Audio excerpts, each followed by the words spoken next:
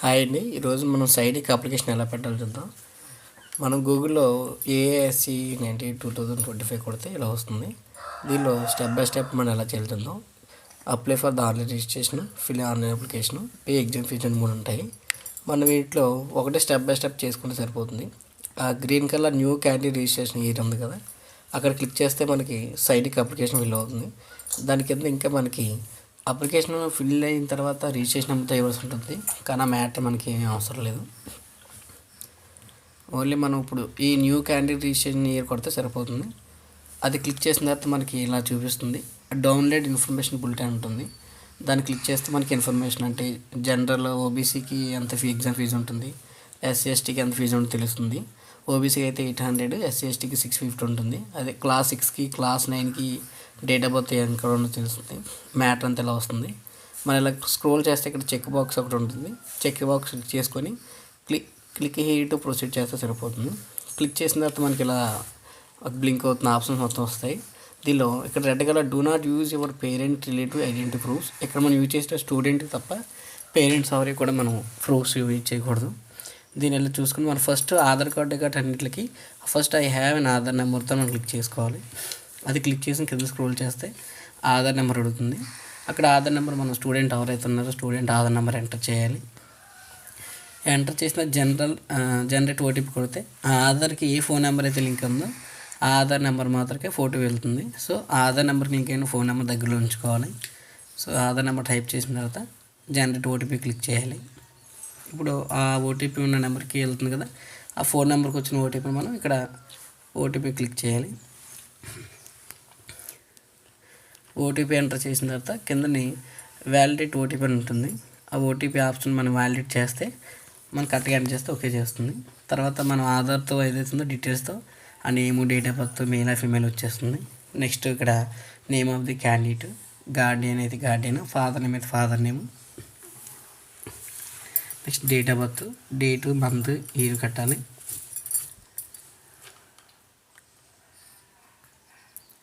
చూడండి అక్కడ మన ఫాదర్ నేమ్ రాయొచ్చు, లేదంటే మనకి ఎవరైనా గార్డియన్ రాసుకోవచ్చు. డేట్ ఆఫ్ బర్త్ కూడా మనకి ఎగ్జామ్ సరిపోతుంది లేదా దాన్ని బట్టి మాత్రం ఎంటర్ చేయడానికి అవుతుంది. కిందని ఈమెయిల్ అడ్రస్ అడుగుతుంది. ఖచ్చితంగా ఈమెయిల్ మనం ఏదైతే యూజ్ చేస్తున్నామో పేరెంట్స్ అయినా పర్లేదు ఎవరిదైనా పర్లేదు కానీ వ్యాలిడ్ మెయిల్ ఐడి ఇవ్వాలి. అక్కడ రీఎంటర్ ఉంటుంది, మళ్ళీ కన్ఫర్మ్ మెయిల్ అడ్రస్ కొట్టాలి. ఎందుకంటే మెయిల్ ఐడి కూడా ఓటీపీ వెళ్తుంది కాబట్టి మెయిల్ ఐడి అంటే కరెక్ట్గా చూసుకొని చేయాలి. నెక్స్ట్ జెండర్ మేల్ ఆ ఫీమేల్ కొట్టాలి. ఫోన్ నెంబరు, అలాగే ఫోన్ నెంబర్ 2 సార్లు అడుగుతుంది. మనం కన్ఫర్మ్ ఫోన్ నెంబర్ కూడా మళ్ళీ ఏదైతే ఫోన్ నెంబర్ ఆ ఫోన్ నెంబర్ ఎంటర్ చేయాలి. దాంతోపాటు వేరే ఆల్టర్నేటివ్ నెంబర్ కూడా ఉంటుంది. అంటే మదర్తో ఒకటి, ఫాదర్తో ఒకటి 2 నెంబర్లు ఇస్తే సరిపోతుంది. ఫోన్ నెంబర్ కూడా మనం ఏదైతే యూజ్ చేస్తున్నామో ఆ ఫోన్ నెంబర్ ఇచ్చుకోవాలి. ఎందుకంటే ఏదైనా ఇన్ఫర్మేషన్ ఫోన్ నెంబర్కే పాస్ అవుతుంది కాబట్టి. నెక్స్ట్ ఐడెంటిఫికేషన్ నెంబర్ అంటే సేమ్ మనకి పాన్ కార్డ్, రేషన్ కార్డ్ కాకుండా అదర్ వ్యాలిడ్ గవర్నమెంట్ అంటే మనకి ఏదైతే ఆధార్ ఉందో అది అదర్ వ్యాలిడ్ వస్తుంది కాబట్టి ఆ ఆప్షన్ క్లిక్ చేసుకొని సేమ్ మళ్ళీ స్కూల్ ఐడి ఏది పెట్టకూడదు. ఆధార్ పెట్టుకున్న తర్వాత ఆ ఆధార్ కార్డ్ నెంబర్ మనం ఎంటర్ చేయాలి. అందులో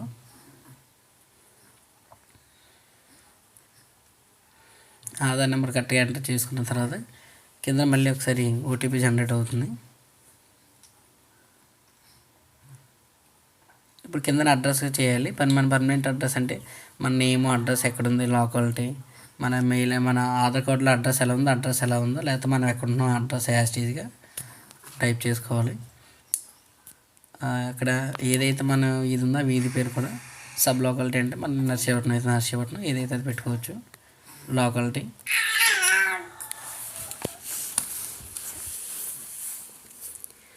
నెక్స్ట్ కంట్రీ మ్యాక్సిమం అందరూ ఇండియన్ కాబట్టి ఇండియన్, నెక్స్ట్ ఆంధ్రప్రదేశ్ మన స్టేట్ ప్రకారం, నెక్స్ట్ డిస్టిక్ మనది అల్లూరు సీతారామరాజు, అనకాపల్లి ఏదైతే ఉందో మన అందరిది అనకాపల్లి అయితే అనకాపల్లి, లేదా విశాఖపట్నం పెడతాం.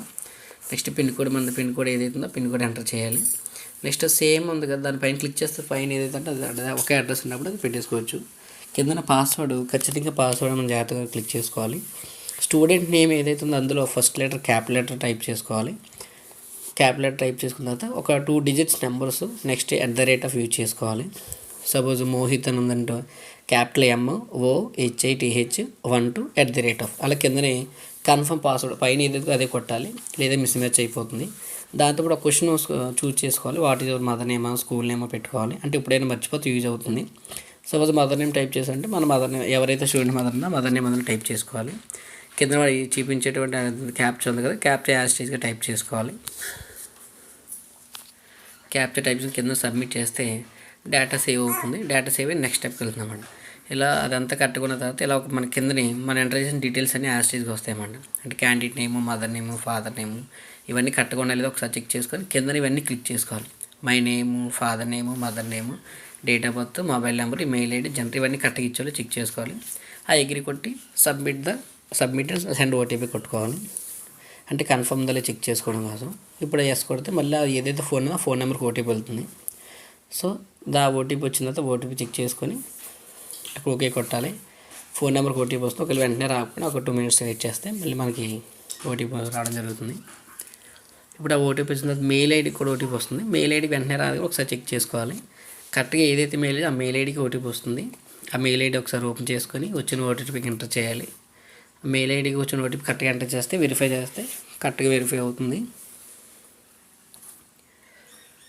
సో వెరిఫై చేసుకున్న తర్వాత నెక్స్ట్ స్టెప్ ఓపెన్ అవుతుంది. ఓకే కొట్టుకోవాలి. అంటే రిజిస్ట్రేషన్ కంప్లీట్ అవుతుంది. ఇప్పుడు మనం ఓటీపీ కొట్టిన తర్వాత మెయిల్ ఐడికి ఓటీపీ వస్తుంది కదా, సరే అదే సేమ్ మెయిల్ ఐడికి ఇప్పుడు స్టూడెంట్కి అప్లికేషన్ నెంబరు అది వెళ్తుంది. పాస్వర్డ్ ఆల్రెడీ మనం ఇందాక సెట్ చేసుకున్నాం కదా. సో మెయిల్ ఐడికి వచ్చిన అప్లికేషన్ నెంబరు మనం సెట్ చేసుకున్న పాస్వర్డ్ ఒక దగ్గర రాసుకోవాలి. ఖచ్చితంగా ఈ రెండు మనకి ఎగ్జామ్ అయ్యే వరకు కూడా ఉపయోగపడతాయి కాబట్టి ఒకసారి మెయిల్ ఐడి ఓపెన్ చేసుకుంటే ఆ మెయిల్ ఐడికి రిజిస్ట్రేషన్ నెంబర్ వెళ్తుంది. ఇక్కడ ఇందాక మనం ఫస్ట్ ఓపెన్ చేసినప్పుడు చూడండి, అప్లై ఆన్లైన్ రిజిస్ట్రేషన్ మనకి అయిపోయింది. ఇప్పుడు ఫిల్ ఆన్లైన్ అప్లికేషన్ మనం సెకండ్ స్టెప్ మీద క్లిక్ చేస్తే ఇలా అవుతుంది. అప్లికేషన్ నెంబర్ అడుగుతుంది. అప్లికేషన్ నెంబర్ మన మెయిల్ ఐడికి వచ్చి ఉంటుంది. సో ఆ మెయిల్ ఐడికి వచ్చిన అప్లికేషన్ నెంబర్ కొట్టి పాస్వర్డ్ ఇందాక నేను మోహిత్ అయితే క్యాప్ లెటర్ ఎమ్ రిమైనింగ్ స్మాల్ లెటర్స్ కొట్టాలని చెప్పాను కదా, ఆ క్యాప్ లెటర్స్ ఏదైతే నెంబర్స్ అలాగే ఒక @ సింబల్ కూడా ఉండాలి. సో ఆ పాస్వర్డ్ యాస్టీజ్గా ఎంటర్ చేయాలి. పాస్వర్డ్ మిస్ మ్యాచ్ అవ్వకుండా చూసుకోవాలి. అందుకే పాస్వర్డ్ జాగ్రత్త గుర్తుపెట్టుకోవాలి, లేదా మెయిల్ ఐడిలో సేవ్ చేసుకోవాలి. నెక్స్ట్ వాడు కింద ఇచ్చిన క్యాప్చా ఎంటర్ చేయాలి.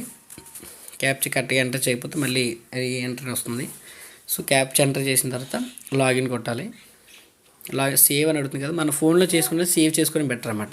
చూడండి ఇప్పుడు రిజిస్ట్రేషన్ అయిపోయింది. ఇంకా మనకి application form, fee payment 2 schedules ఉన్నాయి. చూడండి కింద అప్లికేషన్ ఉంది కదా, వీలైతే దీన్ని స్క్రీన్షాట్ తీసుకుని దాచుకోండి. నెక్స్ట్ ఇప్పుడు అప్లికేషన్ ఫిల్ చేసేటప్పుడు ఆల్రెడీ సగం మ్యాటర్ మనం ముందే టైప్ చేసి ఉంటుంది.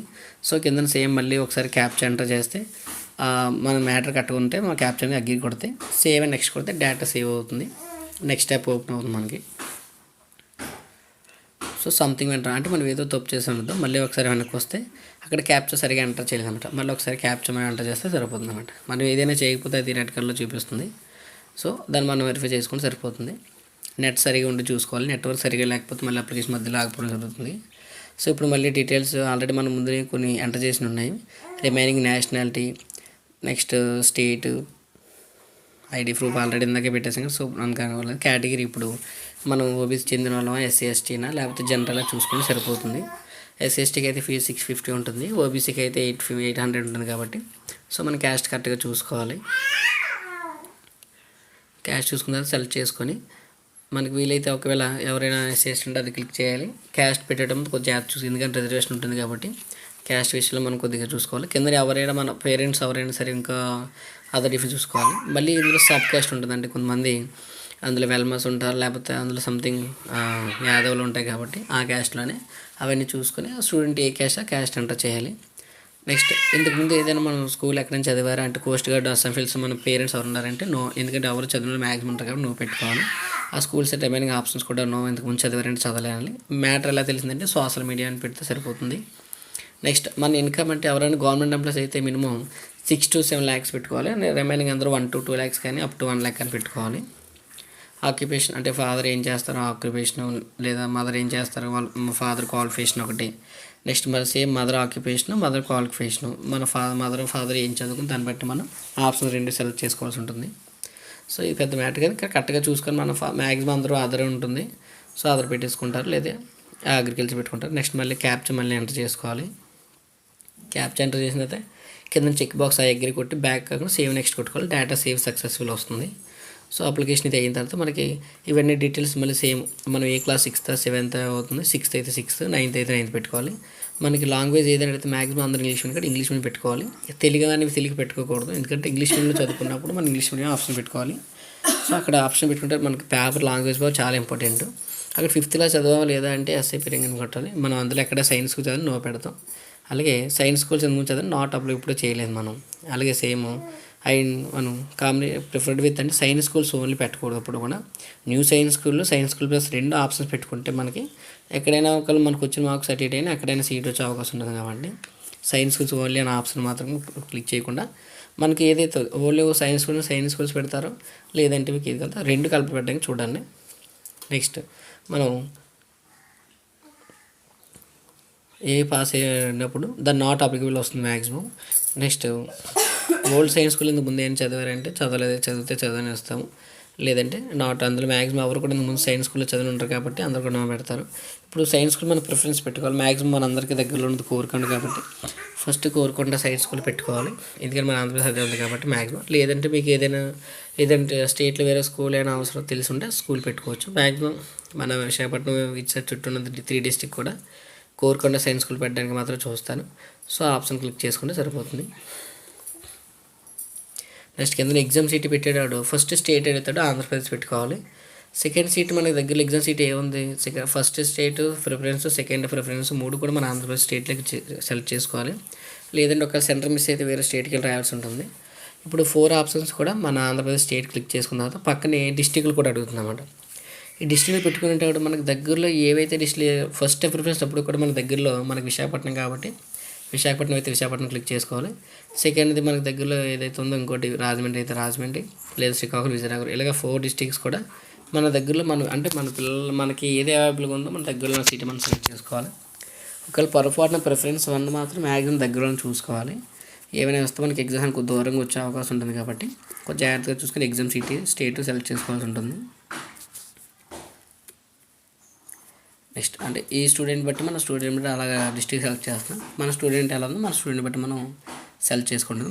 మళ్ళీ క్యాప్చర్డ్ క్యాప్చర్ 265 ఏదైతే ఉందో దాన్ని ఎంటర్ చేసుకోవాలి. కింద మళ్ళీ కింద అగ్రి చెక్ చేసుకొని సేవ్ టెక్స్ట్ కానీ ఇప్పుడు డేటా సేవ్ సక్సెస్ఫుల్ వస్తుంది. నెక్స్ట్ స్టెప్ ఓపెన్ అవుతుంది. మళ్ళీ ఒకసారి అక్కడ నాట్ అప్లికేబుల్ అంటే ఇంతకుముందు మనం 5th చదువుతున్నా లేదా ఇంతకుముందు ఎక్కడ సైన్స్ చదవాలి కాబట్టి నాట్ అప్లికేబుల్ కొట్టాలి. క్యాప్చర్ మళ్ళీ ఎంటర్ చేసుకొని ఆ అగ్రి బాక్స్ సేమ్ మళ్ళీ అంటే ఇన్నిసార్లు ఇది కొడుతుంది ప్రతి డేటా అంటే స్టెప్ బై స్టెప్ సేవ్ అవుతుంది కాబట్టి మనం కొద్దిగా ఓపికగా చేసుకోవాలి. నెక్స్ట్ ఇంతకుముందు ఏసీ రాసామంటే నో రాయలే పెట్టలేదు కాబట్టి నో పెట్టాలి. సో ఫస్ట్ సెకండ్ ఆప్షన్ కూడా మ్యాక్సిమం నో అని పెడతాం. నెక్స్ట్ అంటే ఆర్ యూ ద డాటర్ అంటే ఎవరికైనా మన ఎక్స్ మ్యాన్ ఉన్నారంటే ఎస్ అని పెడతాం. మన ఫాదర్ ఎవరు ఎక్స్ మ్యాన్ లేకపోతే నో అని పెట్టుకోవాలి. సో క్యాప్చర్ ఎంటర్ చేసుకుంటాం, అగ్రి బాక్స్ చెక్ చేస్తాం. అగ్రి బాక్స్ చెక్ చేసిన తర్వాత సేమ్ మళ్ళీ క్యాప్చర్ కొద్దిగా అంటే ఎంత టైం పడుతుందో మనం ఏం చిరకపడకూడదు, కొద్దిగా ఓపికగా చేసుకోవాలి. మన పిల్లలది ఏమాత్రం మిస్ మ్యాచ్ అయినా ఇబ్బంది అవుతుంది. సేమ్ డేటా సేవ్ సక్సెస్ఫుల్ అవుతుంది. ఇప్పుడు అసలే మెయిన్ ఇక్కడ మనకి important photo, signature, left thumb పిల్లవాడిది, క్యాస్ట్ సర్టిఫికేట్, డొమైసైల్ సర్టిఫికేట్ ఇవన్నీ రెడీ చేసుకొని ఆ ఎంబీ ఎంత అవుతుంది ఎంబీ చెక్ చేసుకోవాలి. ఫోటో పెట్టేప్పుడు క్లిక్ చేస్తే మనకి ఎక్కడ అది యాడ్ అవుతుంది. సేమ్ అంటే స్టూడెంట్ ఫోటో అలాగే స్టూడెంట్ సిగ్నేచర్ ఏదైతే ఉందో ఆ స్టూడెంట్ సిగ్నేచర్ కూడా మనం అందులో అప్లై చేసుకోవాలి. అంటే ముందే వాడు ఎంత అయితే ఎంబీ ఇస్తున్నా ఎంబీ వరకు మనం చూసుకోవాలి. లెఫ్ట్ థంబ్ ఒకటి, left థంబు, caste certificate, domicile certificate. ఇక్కడ డొమైసైల్ సర్టిఫికేట్ అంటే చాలామందికి తెలియదు, రెసిడెన్షియల్ సర్టిఫికేట్ అన్నమాట. మనకి మ్యాక్సిమం సచివాలయం ఇస్తారు, అది లేకపోతే క్యాస్ట్ సర్టిఫికేట్ పెట్టి మనకి పెద్ద ప్రాబ్లం ఏమి ఉండదు. అప్లికేషన్ పెట్టి మెయిన్ పిల్లవాడి డీటెయిల్స్ మనం కరెక్ట్గా యాడ్ చేసుకోవాలి. పిల్లవాడి డీటెయిల్స్ కరెక్ట్గా యాడ్ చేసిన తర్వాత దానికి తగ్గట్టు మనం చూసుకోవచ్చు. సో లెఫ్ట్ థంబ్ ఇంప్రూవేషన్ ఉండాలి, ఫోటో, సిగ్నేచరు, ఆ సర్టిఫికేట్స్ కింద మనకి షో చేస్తున్న డాక్యుమెంట్స్ మనం ఎంబీలో ఎంతవరకు పెట్టుకున్నాం అది చేసిన తర్వాత మనకి ఎంతవరకు అవుతుందో అంతవరకు చూసుకొని కరెక్ట్గా దానికి సరిపోయే విధంగా చూసుకోవాలి. ఇంకొక థంబ్ సిగ్నేచర్ స్టూడెంట్ ఫోటో దగ్గర ఫోటో పెడుతున్నావా లేదా క్యాండిడేట్ సిగ్నేచర్ పెడుతున్నా లేదా చూసుకోవాలి, ఇంపార్టెంట్. ఒక్కోసారి బై మిస్టేక్ ఏం చేస్తుంటే సిగ్నేచర్ దగ్గర ఫోటో సిగ్నేచర్ పెడతాం. ఒకసారి మళ్ళీ మనం చెక్ చేసుకోవడం బెటర్ అనమాట. మళ్ళీ క్యాస్ట్ సర్టిఫికేట్ మన క్యాస్ట్ అంటే మ్యాక్సిమం అందరూ కూడా ఓబీసీ, లేదంటే ఎస్సీ అయితే ఎస్సీ, ఎస్టీ అయితే ఎస్టీ, లేదంటే జనరల్ అయితే జనరల్ సర్టిఫికేట్ పెట్టుకోవాలి. డొమైసైల్ అంటే రెసిడెన్స్ సర్టిఫికేట్ చెప్పాం కదండి, రెసిడెన్స్ సర్టిఫికేట్ ఆల్రెడీ ఉంటుంది, అది లేకపోతే మనకి మ్యాక్సిమం డేట్ ఆఫ్ బర్త్ పెట్టేసుకోవచ్చు. డేట్ ఆఫ్ బర్త్ సర్టిఫికేట్ కూడా అడుగుతుంది, డేట్ ఆఫ్ బర్త్ సర్టిఫికేట్ మన దగ్గరలో పెట్టుకోవాలి. ఇవన్నీ కూడా కావాల్సిన నెంబర్లు మనం సెట్ చేసుకుంటే అప్లికేషన్ అంతా మెయిన్ క్రిటికల్ పార్ట్ అంతా ఇక్కడ ఉంటుంది. సో ఇవి పెట్టేటప్పుడు మనకు జాగ్రత్తగా చూసుకోవాలి. ఇవన్నీ చెక్ చేయాలంటే పక్కన వ్యూ ఆప్షన్ క్లిక్ చేస్తే మనం చెక్ చేస్తాం. ఇప్పుడు డేటా డాక్యుమెంట్ సేవ్ అని వస్తుంది. ఈ సేవ్ చేసిన తర్వాత మనకి మళ్ళీ రిజిస్ట్రేషన్ నెంబర్ ఏదో వస్తుంది. ఫీజు చూసారు అంటే ఓబీసీ పెట్టాం కాబట్టి 800 వస్తుంది. సో ఇక్కడ మనకి ఫోన్ వెరిఫై అయితే మొబైల్ నెంబర్ క్లిక్ చేస్తే మనకి ఫోన్ నెంబర్ వస్తుంది. ఆ మొబైల్ నెంబర్ క్యాప్చర్ కొడితే మన ఫోన్ నెంబర్కి డీటెయిల్స్ అన్ని కరెక్ట్గా ఉండాలని చెప్తుంది అన్నమాట. సో ఓటీపీ వస్తుంది చూడండి. ఓటీపీ మనం అక్కడ ఎంటర్ చేసుకోవాలి. మొబైల్కి వచ్చిన ఓటీపీని మనం అక్కడ ఎంటర్ చేసిన తర్వాత మళ్ళీ క్యాప్చా ఎంటర్ చేసుకోవాలి. క్యాప్చా ఎంటర్ చేసిన తర్వాత వెరిఫై ఓటీపీ కొడతాం. వెరిఫై ఓటీపీ తర్వాత ఓకే అవుతుంది. మమ్మల్ని వెరిఫై అయిన తర్వాత రిజిస్ట్రేషన్ అయిపోయింది. అప్లికేషన్ ఇంకా మనకు పూర్తి అవ్వలేదు. ఇంక ఎగ్జామ్ ఫీజు 2 ఉన్నాయి. సో ఇక్కడ కంప్లీట్ అప్లికేషన్ కొడితే ఆల్రెడీ డేటా అంతా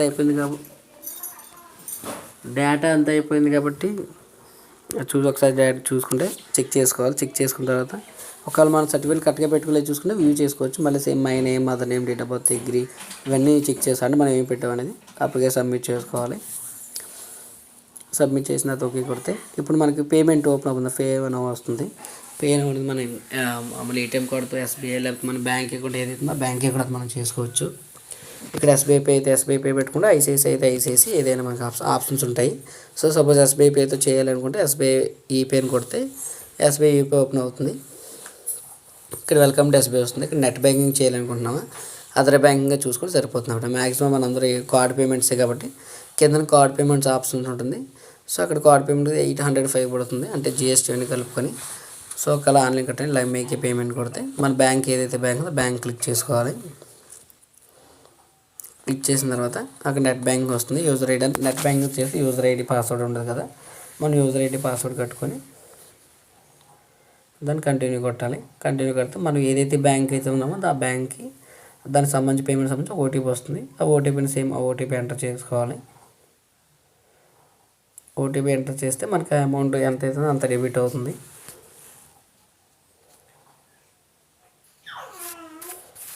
సో నెట్వర్క్ ప్రాబ్లం కూడా ఉంటుంది కాబట్టి కొద్దిగా మనం ఓపిక చేసుకోవాలి.